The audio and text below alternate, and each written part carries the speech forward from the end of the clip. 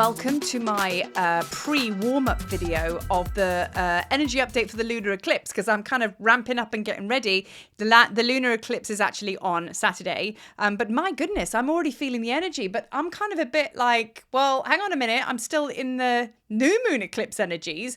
That was massive, and I'm still kind of unpacking that, and already we're thundering forward to the full moon eclipse, which is only a good thing. So keep tuned into this video, because I'm going to tell you exactly why. So greetings from me and Freya, the Maine Coon. Let me tell you, when I do a video, and there's a cat in here, because usually when I start recording or whatever, they gap it out. But when they stick around, these Maine Coons are very, very high vibration. I have 4 of them. We have Freya, we have Odin, obviously. We have Raharakti, and we have Ayahuasca. So we have 4 Maine Coons. And like I said, they're very, very high multidimensional beings in physical form. And yeah, they roam around the house. But they know when I'm even thinking about lighting incense, they run off. They know when I'm about to do a video, because the energy gets quite big, and then they leave. So the fact that Freya is having a fat sleep on the floor and she's still hanging around, that always tells me that this energy in this video is going to be quite potent. Let's hope. So anyway, I'm going to dive right into it, because I'm going to start talking about how big a shift we are going through right now, because let's talk about higher self.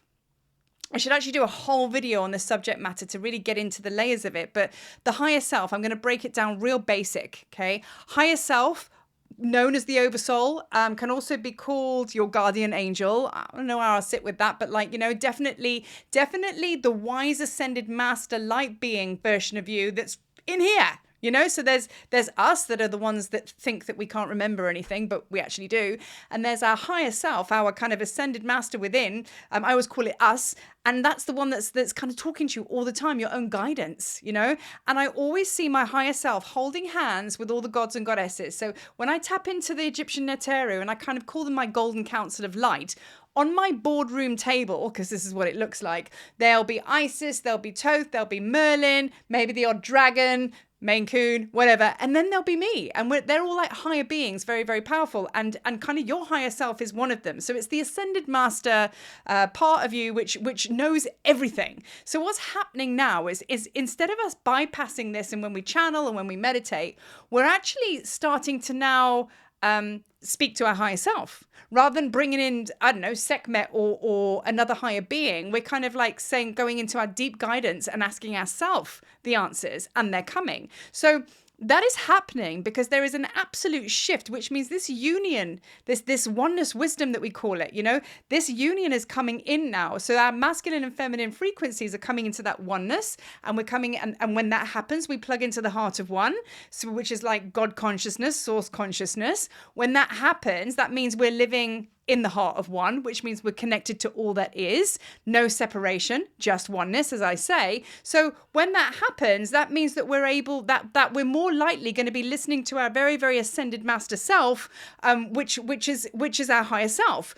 And because essentially what happens is when we get to that point, we then understand that we and the gods, well, we are one. We are them and they are us, and that is where that I don't know, that kind of like belief system comes from. And that is really landing with all of us now, that we've always known it on paper, right? That we are one, and that we hold the aspects of the gods within us.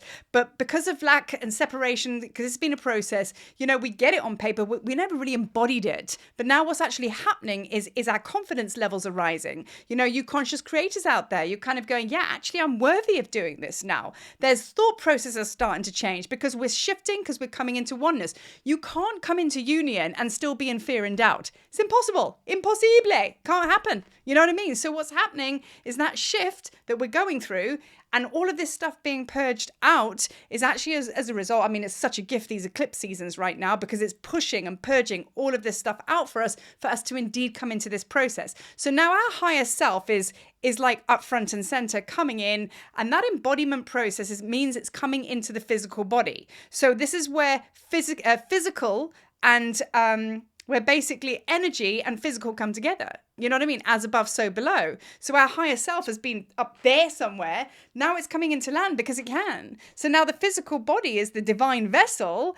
It's clear or clearing, mostly pretty much there, of all the density. And now the higher self can come in and we're just like, oh, this is nice, because it's not going to live in a shitty house. It's not going to live in a crack den. Do you know what I mean? So if you've got rubbish and all sorts going on here and your temple's a little bit crumbly and not so great, the higher self is like, I ain't living there. I'm sorry. I'm not going into land. You know what I mean? Take me to the next 5-star hotel. You know what I mean? So that's what's happening. So this is a wonderful, wonderful thing.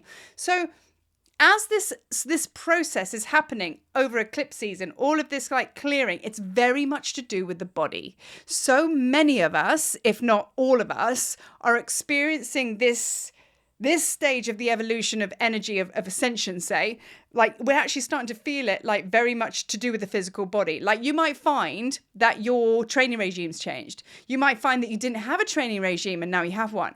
You might find that you want to water fast. You might find that you're making choices for your physical vessel, or ailments have come up and like flared up. I've had that it may put you at the doctors or at hospital or in bed or whatever.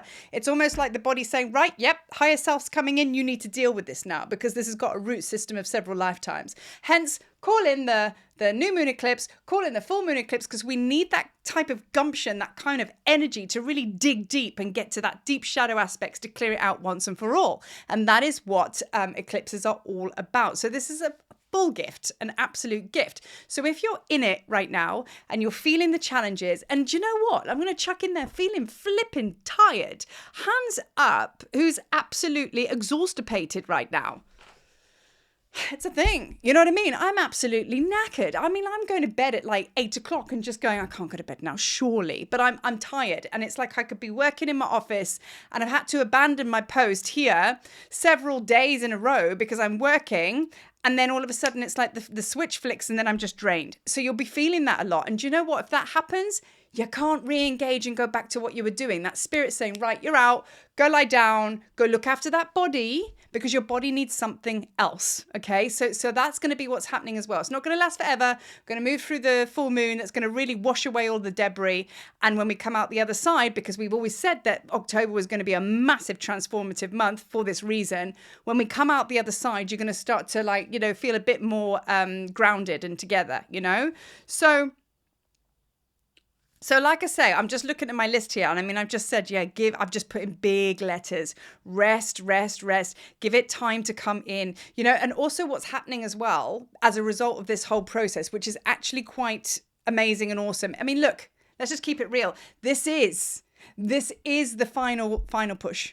It is the final push. It's the final surge into ascension. Honestly, it's like we're landing there now. Everything is flip moding and changing. 2024, for those of you that have chosen it, because not everybody has. Let's keep it real. In one of my last channels, Toth was talking about, you know, like those that have chosen their soul passage, if they don't choose to come and do what you do, they're still completing their mission. Allow them to have that. Don't get involved. Do you know what I mean? So not everybody has chosen this, but for those, which is probably you watching this video, for those that have, away we go. So as I was saying, the result of such a good thing going on right now is like you're going to start to see very subtly your thought processes are changing. You're now going to understand that where you very clearly are resisting your expansion, meaning could be creatively. You want to put another project out there, or you want to leave a job or go somewhere else, and you know it'll be good for you, but you won't because of ... Now all of a sudden you're like, that is so clear that's resistance.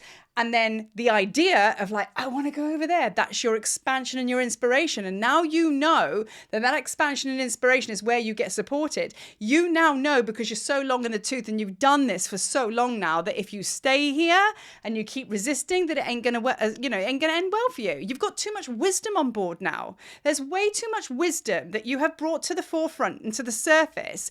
You know how this gig goes. So you actually can't stay there. You know what I mean? It's a bit like me saying, right, okay, I'm actually going to go back to my drug days now because I was a drug addict for many, many years. And it's a bit like me saying, right, okay, well, I'm going to go back to that for a couple of benders of a weekend. I'm going to do that for a bit. Why would I? Do you know what I mean? Because I know how that ends. I know what that means. Do you know what I mean? And it's not in my consciousness anymore, and it's not for my highest good. So that was a bit extreme, but you get the idea, right? So your belief systems are changing. So if you're starting to like experience that, go with that. You know what I mean? Because that is, like I say, the sunshine coming through the curtains, and you just got to rip open the curtains just now, and you're going to be like, wow, it's a brand new world and it's a brand new day, right? So last thing I'm going to finish on here, because like I say, there's a lot in this video. The last thing I'm going to finish here is like, as we move into this new way, okay, of manifestation. So as you know, I teach the Heka codes and everything like that. The Heka codes is magic and medicine. It's alchemy, Egyptian way, but like alchemy and manifesting, I mean, it's a universal thing, right? Do you know what I mean? And it cross-pollinates like everywhere. So we all have different teachings, but it's the same teachings, if you know what I mean. So, you know, the Heka codes is all about like, you know, like getting the intention. And then when we work on the second part of the Heka codes, it's about building the platform and coming into the runway and really coming into land with that creation, bringing it into the physical world. And of course, Heka is about kaboom, like, you know, let's activate it now. Let's get busy. This inspired intention I got, landing it all the way through, and kind of using the alchemy to activate it into its most, you know, highest potential, then we're like cooking with gas, right? But then what happens is, as we go through that process as manifestors, we get this big surge of negative shadow comes up. So for example, I'm going to use this as an example. So you've created something, or you've got your heart set on something and you're feeling really good about it in this current time, and things are flying. Now, all of a sudden, have you experienced lately where there's been a big shadow come up and it's kind of hit you in the gut and go, oh, it's taken me by surprise. And you feel like you've plummeted down into the depths and you've gone, oh my God, my life is going wrong. Why is this happening? I thought I was on a really good run. I thought I was following in the right direction. Why is this happening? Why is this happening? Okay. That might have happened to you, especially if you've been in this creative process. But I want to just give you a heads up, and I'm probably going to do a video in a much deeper, more detailed way of teaching with this, because this is really important. So call this a little bit of an entry into that. When we get these shadow surges up, we are not where we were a year ago or 2 years ago. That was when we were purging dark nights of the soul. This is a different shindig. We're done with that. Done. So if this shadow is still coming up and it's not that, then what the hell is it? What the golly gosh is it? Because so basically it's the universe. It's your higher self. It's a good thing that it's coming up to show you where you're out of alignment. So it's a big bunch of low vibrational energy that is coming up because you're getting it right, because you're flowing in the right direction, because you got 2 thumbs up from the universe, yay, and your guides and your higher self. It's because you're moving forward that this shadow's come up. Because what happens is the more you go into the higher realms and you get higher and higher and higher in your vibration, right? Any lower vibrations that aren't matching have to come up out of the wash, right? Think about a dirty stain on some clothes. For us to actually get the stain out, we got to draw it to the top. And then like the washing powder takes it out. You know what I mean? Think about an abscess or anything that's like deeply here. The body is going to purge it out. It's going to go through a process that it comes to the surface. And then release, like then it can heal, right? Because that was trapped energy. So this is no different. So if you've got shadow coming up when you've been thundering forward and it takes you out the game a little bit, do not go into it going, oh my God, and going into the detail in the story and thinking it's all going wrong, because it's not that. In fact, you're misunderstanding. This energy is actually here to help you. It's one of your guidance systems. So you have your guides, you have like, Isis, maybe Hathor, whatever, guiding you along the way. Then you have your higher self and all of that kind of stuff. And then you have like Shadow. Shadow is also here to help you. So remember, perspective is everything. So if this is coming up, don't get into it. Just look at it and go, wow, okay. Because it's bouncing here to say, hey, I want to join the party now. I want to come home. What if it's coming back into wholeness? What if there's a soul part of you that this energy is needed to join the good stuff, and then it can upgrade? So just be mindful and aware of, in your process, as you move forward as a master manifestor, as you move forward as a conscious creator, the energy is going to build higher and higher and higher, and it's going to get more and more powerful the better you get at this gig, because old belief systems are falling away. The true belief systems is that everything has always been okay. You're going to be okay. Everything you've asked for, you've already got. Keep going. Of course, the higher you go and the faster you're running, because this is great. If you trip and fall, it's going to give you a bit of a jolt because you were flying forward. So don't let it do that. Just have it run by the side of you and go, yeah, tell me what you got. Come on then. join in. Okay, so perspective is everything.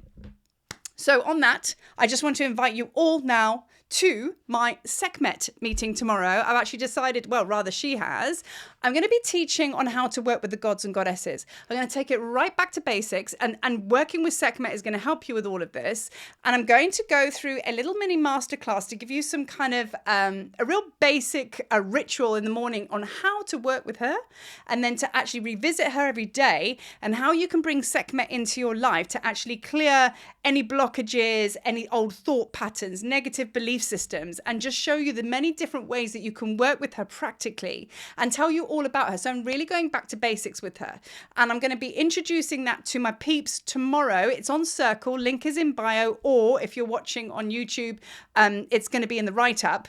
And just go along to Circle and the link will be there. And then, like I say, if you missed the recording, if you missed the live, you can go back to the recording. I always say that. So I'm inviting to the Sekhmet live tomorrow. And then each month, I'm going to do a god and goddess. So the idea is to actually work with Sekhmet on the daily, really get to know her. And what happens, you then start to really embody your own Sekhmet aspects, and she becomes very much part of you, and you bring that forward. So it's a very powerful process, which is why I'll do one every month, So look out for that. Tomorrow is 5 p.m. Central Africa time. Go have a look at Circle, and I will see you in the room. Other than that, thanks for watching. Expect probably some more videos popping up from me, because it's going to be a bit of a wild week, but nothing we haven't asked for and nothing we can't handle. Peace.